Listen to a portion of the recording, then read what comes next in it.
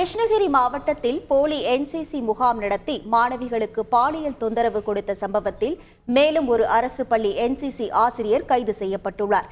கிருஷ்ணகிரி மாவட்டம் கந்திக்குப்பம் கிராமத்தில் உள்ள பள்ளி ஒன்றில் போலி என்சிசி முகாம் நடத்தி 8ஆம் வகுப்பு மாணவியை பாலியல் வன்கொடுமை செய்த போலி பயிற்சியாளர் சிவராமனை போலீசார் கைது செய்தனர். கைது நடவடிக்கைக்கு முன்பே விஷம் குடித்து தற்கொலைக்கு முயன்ற சிவராமன் சேலம் அரசு மருத்துவமனையில் கடந்த 23ஆம் தேதி சிகிச்சை பலனின்றி உயிரிழந்தார். இந்த வழக்கில் இதுவரை 14 பேர் கைது செய்யப்பட்டுள்ள நிலையில் மேலும் ஒரு என்சிசி பயிற்சி ஆசிரியரை போலீசார் கைது செய்துள்ளனர். காவேரிப்பட்டினம் அரசு ஆண்கள் பள்ளியில் பணிபுரியும் கோபு என்பவர் சிவராமனுக்கு போலி என்சிசி முகாம் நடத்த அனுமதி அளித்தது, அதற்கான சான்றிதழ்களை தயார் செய்து கொடுத்தது, மாணவி பாலியல் வன்கொடுமை செய்யப்பட்டது தெரிந்தும் அதை மறைத்தது ஆகிய குற்றங்களுக்காக போக்சோ சட்டத்தின் கீழ் கைது செய்யப்பட்டார். செய்திகளை உடனுக்குடன் தெரிந்து கொள்ள உடனே சப்ஸ்கிரைப் பண்ணுங்க.